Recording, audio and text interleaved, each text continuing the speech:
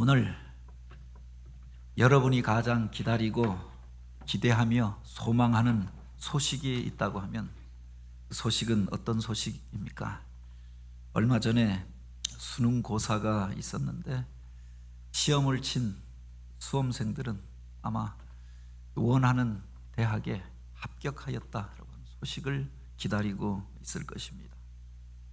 임용고사를 준비하고 공무원 시험을 준비하고 또 입사 시험을 준비하고 치루었던 이들은 그 합격 소식을 기다리겠지요. 홍기가 꽉 찬 자식을 둔 이렇게 부모들은 그 자식의 결혼 소식을 기다립니다. 결혼한 자녀가 있는 이들은 그 임신과 출산의 소식을 또한 기다리지 않겠습니까? 오랫동안 사고로 인하여 또 질병으로 인하여 병상에서 투병하고 고생하였던 이들은 깨끗이 치료함을 받고 회원하는 그날을 기다릴 것입니다. 교회에서 건축 일들을 시작하고 리모델링하는 일들을 시작하였습니다. 깨끗이 그렇게 완성되어져서 온 교회가 또 함께하여 예배하고 입당하는 그날뿐만 아니라 흩어졌던 성도들이 함께 모여서 하나님을 찬양하는 또 그날을 기다리게 되지요. 우리가 대강절 기간을 지나고 있습니다. 이 대강절의 가장 중요한 주제, 미션이 있다고 하면 기다림을 훈련하고 준비하는 것입니다. 아름답고 귀한 것일수록 그것을 만들어가는 과정이 필요하잖아요. 그날을 기다리고 준비하는 훈련을 하는 때가 대강절이다. 주의 오심을 기다리고 다시 오실 주님을 준비하는 때가 대강절입니다. 은혜의 새해를 기다리면서 또 오늘 우리 안에 온전치 못한 것들을 새롭게 하여서 새날을 준비하는 때가 대강절입니다. 오늘 우리가 그렇게 가장 기다리고 기대하는 그 소식이 있다고 하면 그것은 과연 무엇입니까? 이스라엘 백성들이 그 나라를 잃어버리고 흩어지게 되어졌을 때, 이방 땅에 포로로 끌려가게 되어졌을 때, 고난과 박해를 당하면서 그 어둠의 세월을 보내게 되어졌을 때 그들은 해방의 그날을, 구원의 그날을, 그 약속의 땅으로 돌아갈 그날을 그토록 사모하고 기다렸습니다. 이 문제를 해결해 줄 그 사람을 그렇게 기다렸던 것들을 보게 되지요. 그날을 가리켜 그들은 은혜의 날이라고 하였고 희년이라고 이야기하였습니다. 율법적인 의미에서 희년은 50년째 되는 해를 말합니다. 단순하게 50번째 되는 해가 아니라 잃어버렸던 것들을 되찾고 처음에 존귀하고 아름다운 모습을 회복하고 자유와 기쁨을 누리는 그 해를 가리켜 희년, 요벨이라고 이야기하였습니다. 그것을 영어로 음력하면서 주빌리라고 하였는데 한자로 그렇게 우리가 부르는 이름이 더 의미가 있는 것 같습니다. 희년, 즐거운 해, 또 회복되어져서 그 즐거움을 누리는 해라고 하는 뜻을 가지고 있습니다. 오늘 우리들 속에 회복되어져야 할 것들은 무엇인가? 오늘 우리가 들어야 할 그 아름다운 소식은 과연 무엇입니까? 오늘 우리가 읽은 이사야서 61장은 그 구원의 날, 은혜의 해를 향한 하나님의 언약의 말씀들을 기록하고 있습니다. 그 속에 이스라엘 백성들이 기다리고 소원하던 그 문제들이 담겨져 있었던 것들을 같이 보게 되지요.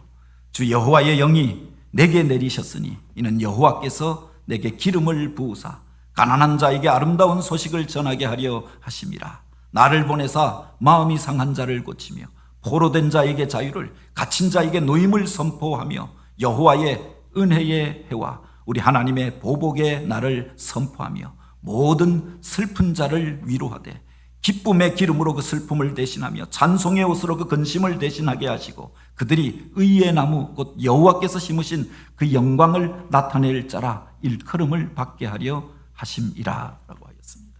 바로 하나님께서 주실 그 은혜의 날을 기다리면서 바로 그 날이 우리 가운데 임재하게 될 것을 약속하여 주시는 말씀이지요. 보통 이사야 40장 이후의 내용은 이스라엘 백성들이 그렇게 바빌론의 포로로 끌려가게 되어진 상황을 배경으로 하고 있다고 해석합니다. 1장부터 39장까지는 그 나라가 망하여 가던 시대, 하나님을 떠남으로 인하여 재앙과 또 재난의 일들이 시작되어진 그 상황을 배경으로 합니다. 회개하고 돌이키라, 그 사명의 자리로 돌아오라, 그 예배의 자리로 돌아오라 외쳤던 내용이 1장부터 39장까지라고 하면 40장부터 마지막 장까지 내용은 이미 망하여져 버린 상황, 포로로 끌려간 그 시대를 배경으로 하고 있는 겁니다. 이스라엘 백성들이 이방 땅에 포로로 끌려가게 되어졌습니다. 하나님의 백성들이 불신의 무리들 가운데 수치를 당하고 모욕을 겪고 그렇게 조롱거리가 되어진 상황을 배경으로 하고 있습니다. 자유를 잃어버리고 그 존귀함을 빼앗겨 버리고 다른 사람의 종이 되고 세상의 포로가 되어져서 그렇게 고통당하며 어둠 가운데 거하게 되어졌던 것 아닙니까? 하나님께서 우리를 버리신 것이 아닐까? 하나님께서 우리를 잊어버리신 것이 아닐까?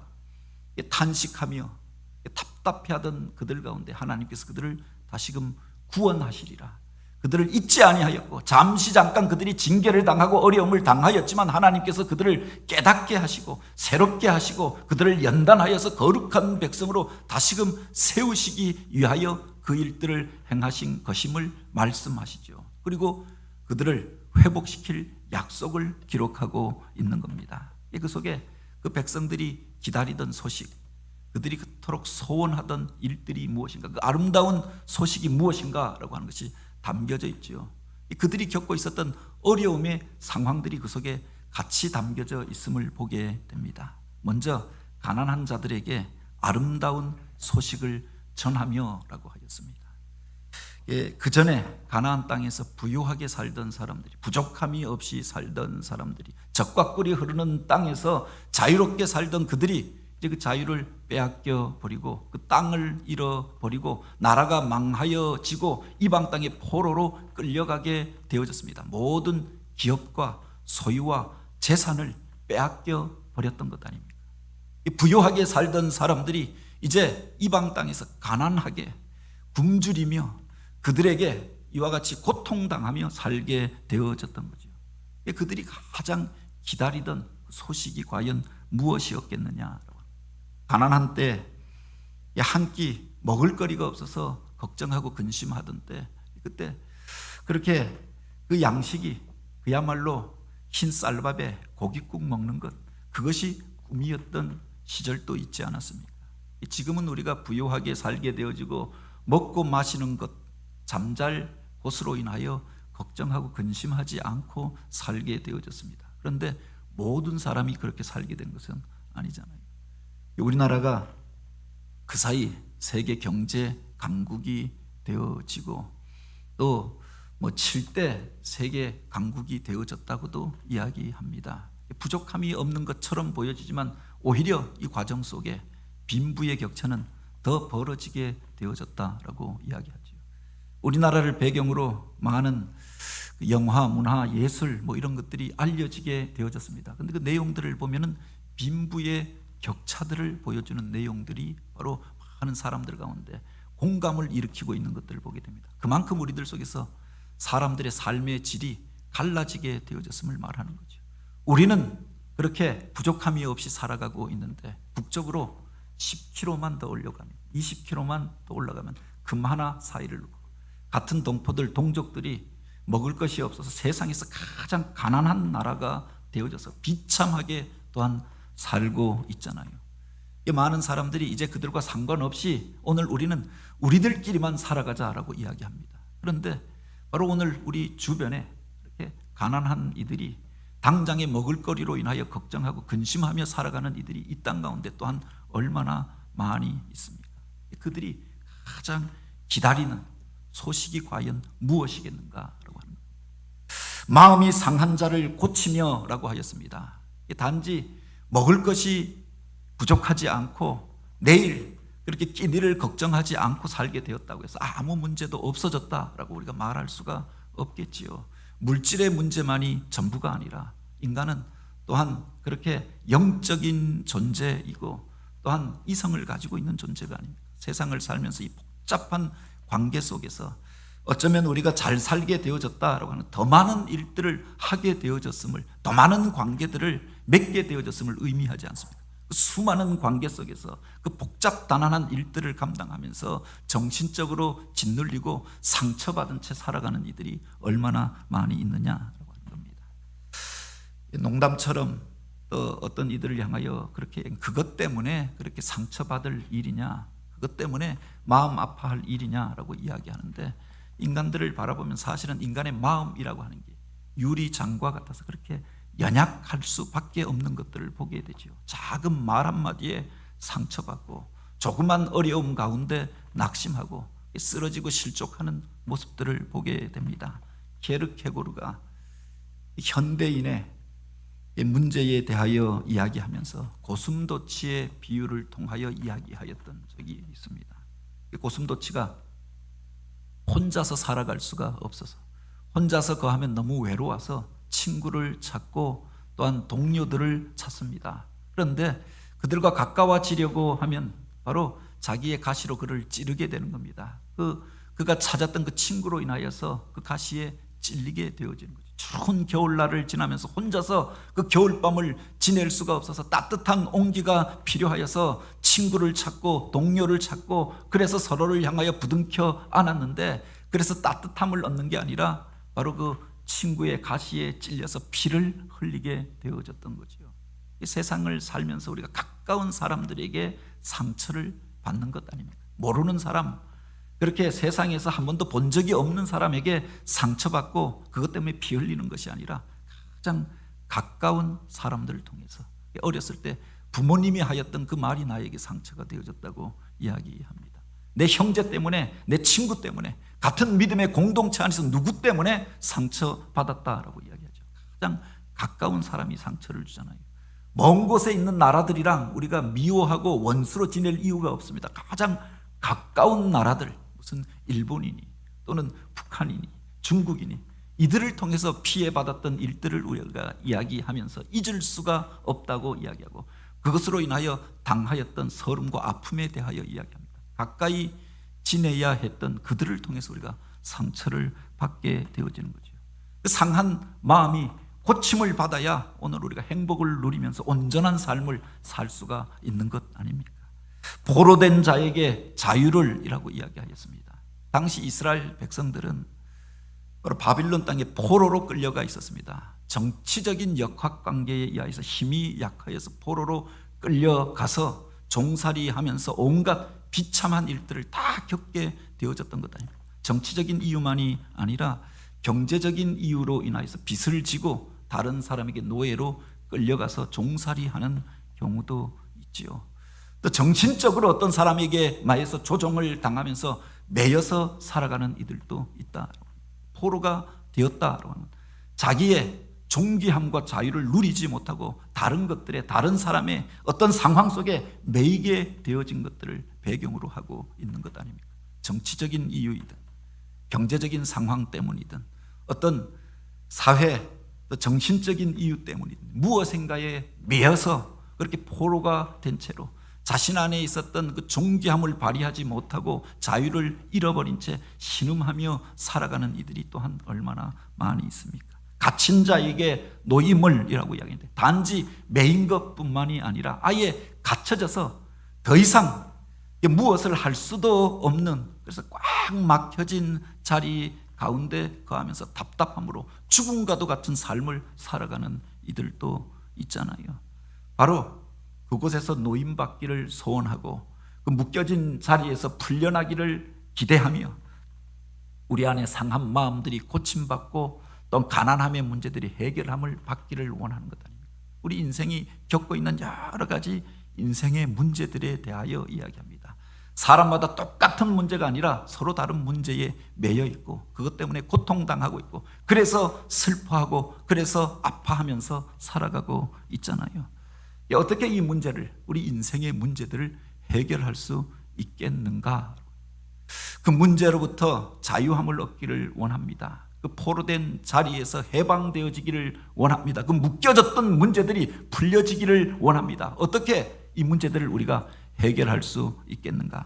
여기에 보면 주 여호와의 영이 내게 내리셨으니 이는 여호와께서 나에게 기름을 부으사 나를 보내사 마음이 상한 자를 고치며 포로된 자에게 자유를, 갇힌 자에게 노임을 선포하며 라고 하였습니다.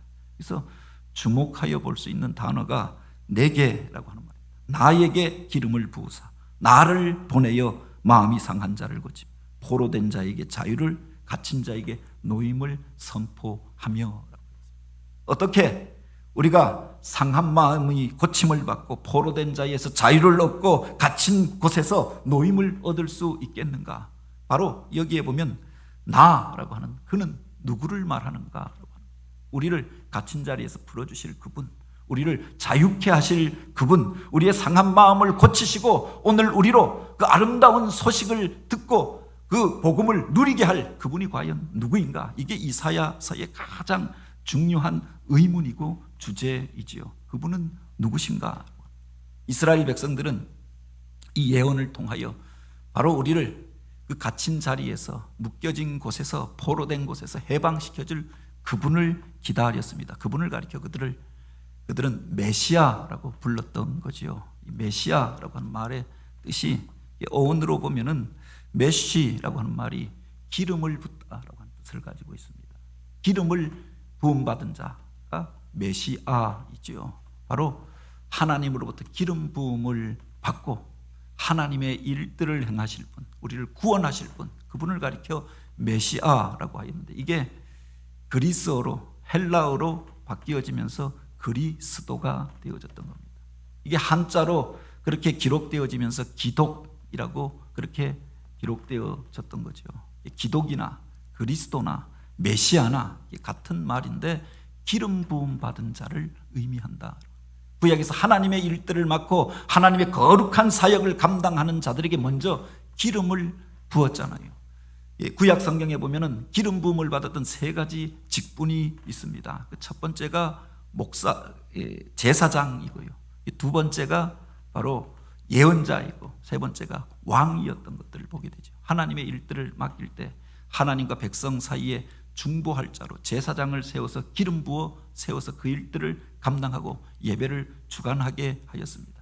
하나님의 말씀을 전할 이들에게 사명 가운데 부르시고 기름을 부어서 바로 이 일들을 감당하게 하였던 거죠. 그 나라를 다스릴 왕을 세우고 기름을 부어서 그냥 세상에서 그가 힘이 세고 권세가 있어서 왕이 된 것이 아니라 하나님께서 구별하여서 그 나라를 그에게 맡기셨음을 그렇게 이와 같은 일들을 통하여 행하게 하였던 거죠. 그런데 이스라엘 백성들이 지금 망한 자리 가운데, 포로된 자리 가운데 거하고 있었던 것 아닙니까? 그 나라가 망하여서 왕이 없어져 버렸습니다. 기름 부음을 받았던 왕이 이제 바빌론 군대에 의하여서 포로가 되어져서 끌려가며 두 눈이 뽑혀지고 철사줄로 매여서 개처럼 끌려가서 죽임을 당하게 되었습니다. 왕이 없어져 버린 시대. 그 성전은 불태워지고 무너져 버렸습니다. 더 이상 예배할 수도 제사할 수도 성전 또한 없어져 버린 시대에 제사장이 무슨 의미가 있겠습니까? 제사장들도 포로가 되고 종이 되어서 끌려가 버리고 없어져 버렸던 것 아닙니까? 하나님의 예언도 그쳐져 버렸던 시대였습니다. 더 이상 하나님께서 말씀하시지 아니하고 하나님의 계시와 묵시가 나타나지 않던 시대, 캄캄한 어둠 가운데 거하며 그들은 하나님께서 기름 부어 세우실 그분을 기다렸다. 우리를 구원하실 분, 우리를 다스려 주실 분, 우리가 갈 길을 인도하고 하나님의 말씀을 전하여 줄 그를 기다렸는데 바로 메시아의 오심을 기다리고 대망하였던 거죠. 그래서 바로 구약과 신약의 그 중간기는 그렇게 오실 메시아를 기다리던 기간이었다라고 합니다. 왕이 없어진 시대, 제사장이 끊어져 버린 시대, 예언이 그쳐져 버린 시대 가운데 하나님의 말씀을 전하고 우리를 이끌어줄, 우리를 구원할 그분을 그토록 기다리고 기다렸던 거죠. 그분이 오시면 우리 인생의 문제가 해결될 것이라고 생각하였던 겁니다. 바빌론과 싸워서 이길 힘이 없었습니다. 그 강력한 헬라의 군대에 맞서 싸울 만한 힘이 그들 가운데 없었습니다. 온 세상을 다 지배하던 로마로부터 자유를 얻을 만한 능력이 그들 가운데 없었습니다. 바로 하나님의 권세와 능력으로 오셔서 우리를 해방시켜 주시고 우리를 구원하시고 하나님의 기쁨의 해를 회복시켜줄 그분을 기다렸던 거죠. 그런데 주님께서 이 땅 가운데 오셔서 공생애를 시작하시면서 첫 번째로 행하였던 설교가 있습니다. 누가복음 4장 18절에 보면은 이제 예수님께서 요단강에 나아가 세례를 받으시고 마귀 사단의 시험을 이기신 연후에 고향 나사렛 회당에 가서 첫 번째로 설교를 하십니다. 그때 그분이 펼쳐서 읽었던 구절이 바로 이사야 61장 말씀이었던 거지요. 주의 성령이 내게 임하셨으니 이는 가난한 자에게 복음을 전하게 하시려고 내게 기름을 부으시고 나를 보내사 포로된 자에게 자유를 눈먼 자에게 다시 보게 함을 전파하며 눌린 자를 자유케 하고 주의 은혜의 해를 전파하게 하려 하심이라. 주님께서 오셔서 당신이 이 땅에 오신 목적이 무엇인가, 당신의 사명이 무엇인가, 앞으로 어떤 일들을 행하실 것인가 분명하게 선포하는 장면을 기록하고 있는 겁니다. 이사야서 61장을 펴서 바로 오실 그분을 그렇게 이스라엘 백성들이 기다리고 있었는데, 우리를 구원하실 그를 그렇게 사모하며 메시아를 기다리고 있었는데, 당신이 바로 이 말씀을 펴서 읽으시면서 이 글이 오늘날 너희에게 응하였느니라 그렇게 선언하셨던 겁니다. 어떤 이들이 이 말을 들으면서 의아하게 여기고 자신이 메시아라는 말인가, 그래서 분노하기도 하였습니다. 그 말씀을 듣고 주님을 영접한 자들은 그 말씀의 능력들을 경험하게 되어졌던 거죠. 그 이후의 사역들은 주님께서 그렇게 말씀을 선포하셨을 뿐만 아니라 그 일을 행하셨던 것들을 기록하고 있죠. 복음서의 기록들이 바로 여기서부터 시작되어지는 것 아닙니까? 죄에 매여서 어둠에 매여서 살아가던 이들에게 찾아가서 그들의 친구가 되실 뿐만 아니라 하나님 나라의 시작을 선포하십니다.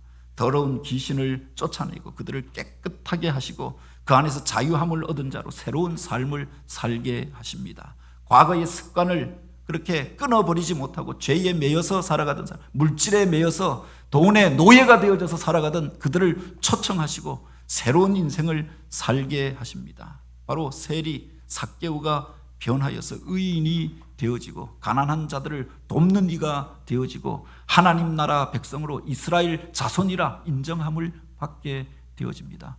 창녀로, 그래서 벌어먹고 살기 위해서 이렇게 수치를 무릅쓰고 살아가고 사람들에게 손가락질 당하던 그 여인들이 깨끗함을 얻고 전혀 새로운 삶을, 사람을 살리고 세우는 자로, 하나님의 거룩한 일들을 행하는 자로 쓰임받게 되었던 거지요. 그렇게 갈릴리 호숫가에서 삶의 의미와 목적을 잃어버린 채 하루 벌어서 먹고 사는 것이 인생의 목적이었던 그들에게 찾아가서 하나님께서 그들을 향하여서 바로 그들을 존귀히 여기시고 그들을 통하여 맡기셨던 사명을 회복시켜 주십니다. 너희가 사람 낚는 어부가 되게 하리라. 그 말씀 속에 그들이 결단하며 주의 제자가 되어지고 천국 복음을 전하는 전도자가 되어지고 초대 교회의 반석처럼 쓰임받는 일꾼들이 되어졌음을 우리가 알고 있죠. 전혀 새로운 삶이 시작되어졌다. 그 속에 하나님이 주시는 기쁨과 은혜가 충만하였던 것들을 보게 되죠. 주님께서 오시니 그 주님을 나의 구주와 주님으로 영접하니 믿음으로 주님 앞에 나아가서 주님을 따라가니 그 기쁨과 은혜를 누리게 되었던 것 아닙니까? 희년이라고 하는 것은 몇 년째가 희년이다 선포한다고 되는 것이 아니라 국가에서 제도를 통하여서 이렇게 하라라고 정한다고 해서 사람들이 자유함을 누리고 기뻐하는 것이 아니라 예수 그리스도를 영접한 자들이, 주님을 만난 자들이, 그래서 그 주님을 나의 구주와 주님으로 그렇게 고백하고 주님 앞에 서게 되었던 그들이 바로 이 희년의 기쁨을 누리게 된 줄 믿으시기 바랍니다.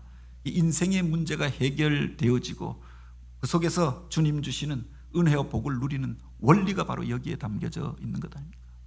주께서 바로 그를 보내셔서 오늘 우리들 가운데 이 신년의 일들을 이루게 하셨던 거죠. 가장 중요한 원리가 주님께서 주인이 되시지 아니하면, 주님께서 다스리시지 아니하면, 주님께서 그곳에 함께 계시지 아니하면 이 기쁨과 이 즐거움을 우리가 누릴 수 없다라고 합니다.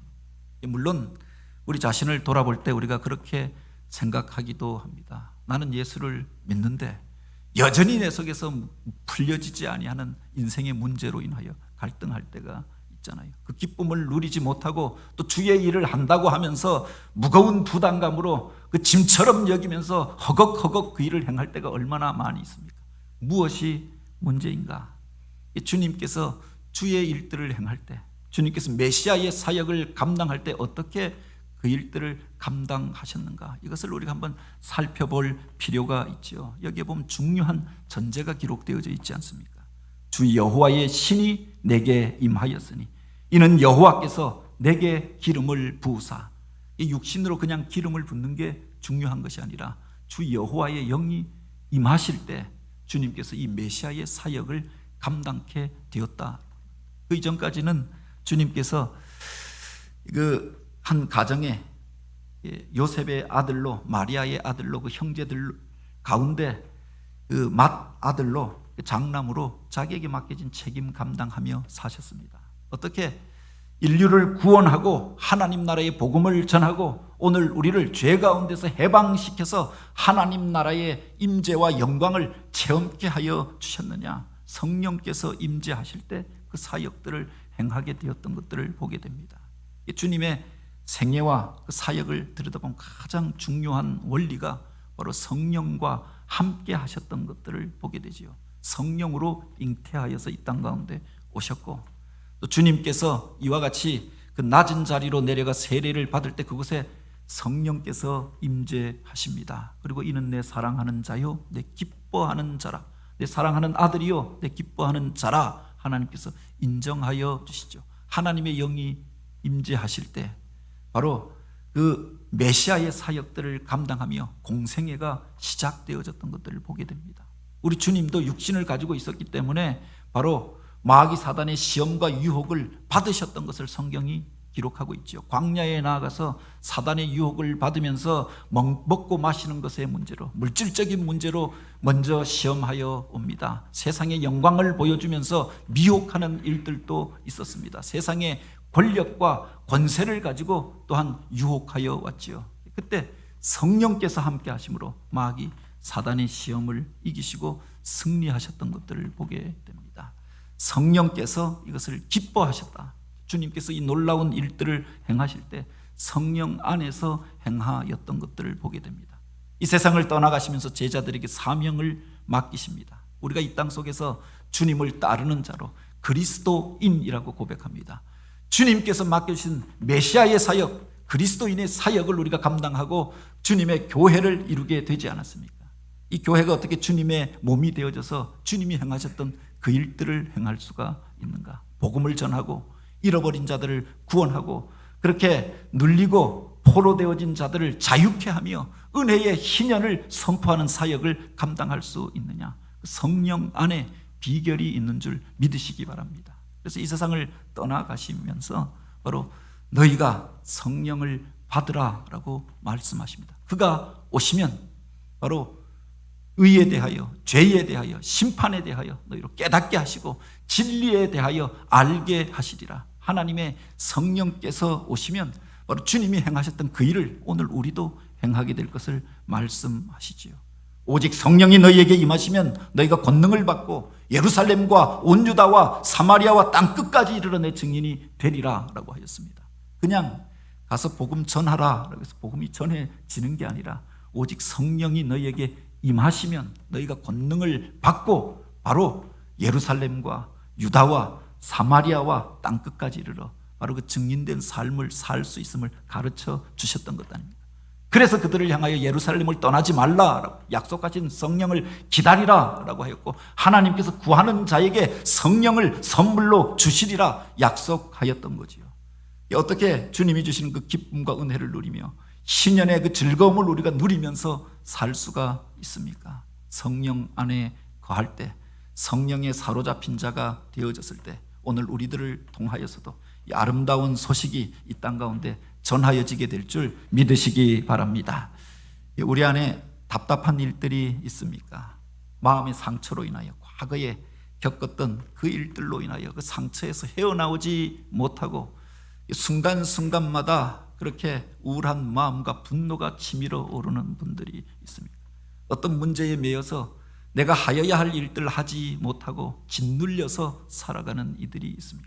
과거의 습관들을 끊어버리지 못하고 그렇게 세상의 어둠에 매여서 포로가 되어져 갇힌 채로 살아가고 있다고 생각되어지는 분들이 있습니다. 우리 가운데 찾아오신 주님 예수 그리스도를 나의 구주와 주님으로 영접하여서 그 주님 안에서 이 자유와 기쁨을 누리게 되길 원합니다. 우리가 주님을 믿노라고 하면서도 예수 그리스도를 따르는 제자가 되었다고 이야기하면서도 주님의 일들을 행한다고 하면서도 내 안에 기쁨이 없고 즐거움이 없고 그 일들을 행할 때마다 부담이 되어져서 짓눌려서 마지 못하여서 그 일을 행하는 이들이 있습니까? 주님의 영이 내 안에 임하여서 성령에 이끌리는 자가 되어져서 성령 충만하여서 주님의 일들 행하게 하옵소서.